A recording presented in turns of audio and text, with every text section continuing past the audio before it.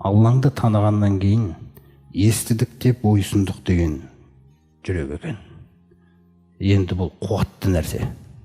Егер бізде осы нәрсе болса, онда Алла Тағала арттыра береді. Біз дүниедегі нығметті көреміз. Алланың ақыретке қарай уәде етіп атқан рахымы көзге көрінбейді, ол солай жасаған. Бірақ сен иманмен көресің оны.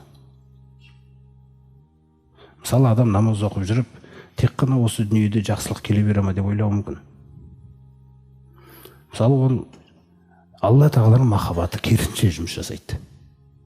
Пайғамбарымыз саллаллаху алейхи айтқандай, иза мата валадул ғабди, егер де бір құлдың баласы өмірден озып кетсе, шетінесе, біздің көзімізге көрінбейді не болып жатқан Алланың құзырында. Біздің көзімізге көрінген біреудің сәбиі дүниеден шетінеп кетті.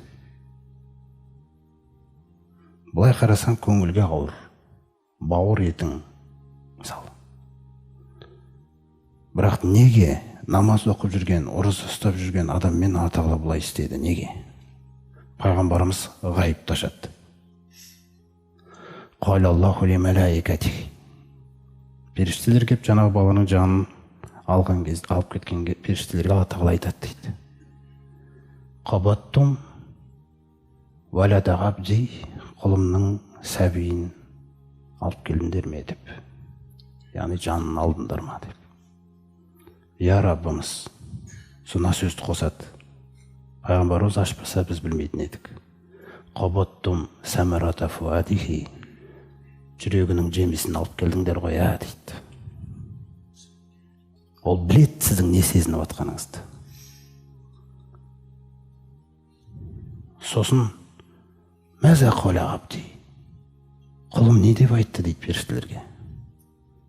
Хамидака вастаржаға, альхамдулилля деп айтты дейді.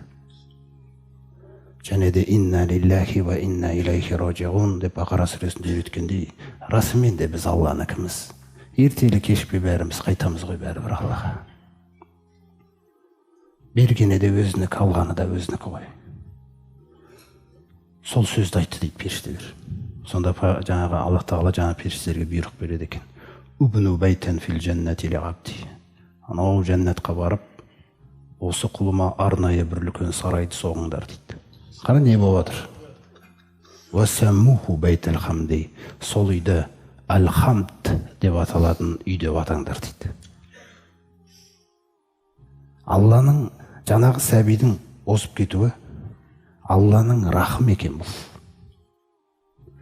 Бұл ертең қиямет күні адамдар қиналған кезде жаңағы кісінің сәбиі жүгіріп келеді. Әке, ана деп жүгірткізіп келеді екен кәдімгідей. Сөйлеп жүгіріп келе жатыр кішкентай сәби бала.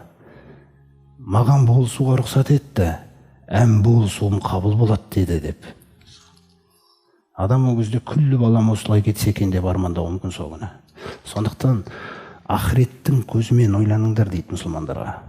Сендер ана дүниемен стандартымен жүргендер сияқты ойланбаңдар дейді. Сендермен мәміле мүлде басқаша дейді менің атам. Мәміле мүлде басқаша. Неге? Өйткені вал ахирату инда роббика лил муттақин дейді Алла Тағала. Ақырет тек қана тақуа құлдарына арналған дейді. Көрдіңіз ғой. Мысалы бір мұсылман отбасы Алла Тағала оларға бір сәби сыйлады. Сол сәби сыйлағаннан кейін ол сәби мысалы кішкене науқас сырқат болып туды. Науқас сырқат болып туды жаңа бала. Ол Алланың рахымы, жәннәтің қасыңда тұр. Ол сенің жәннәтің, одан басқа нәрсе емес ол. Еді қайтесің, Раббың сені солай сүйсе қайтесің. Пайғамбарымыз саллаллаху алейхи айтып отыр ғой. Иза ахаббаллаху қауман. Егер Аллах Тағала бір адамдарды сүйсе дейді, ибталахум. Осындай емтихандардан өткізеді дейді. Фәмән радия фәлаху рида. Кімде-кім сол тағдырға ризалық танытса, мен де ризамын ғой дейді оған. Вәмән сахита фәлаху сухту. Кімде-кім наразы болса, онда мен де наразымын дейді оған. Көрдіңіз ғой. Осындай жағдайлар, құрметті жамағат. Сондықтан сіз бір нәрсеге қолыңыздың жетпей қалуы, ол Алланың саған сүйгені, жетпей қалғаны. Бір нәрсеге қолың жетсе, ол тек альхамдулилля деген сөзді ғана естігісі келеді сенен, болды, басқа сөзді қоспай жүрге. Сосын оны жеткеннен кейін ол нығмет қой. Не істейсің оған жеткеннен кейін? Шүкір ет дейді оған. Айып салып қоямын дейді. Көрдіңіз ғой. Сол секілді әрбір қабілет адамға беріп жатқан нәрсесі, ол күллі Алла тағаланың нығметі. Бізден қаланатын нәрсе шүкірлік. Осыны абыройлы өмір дейді, достойный өмір дейді. Алланың алдындағы.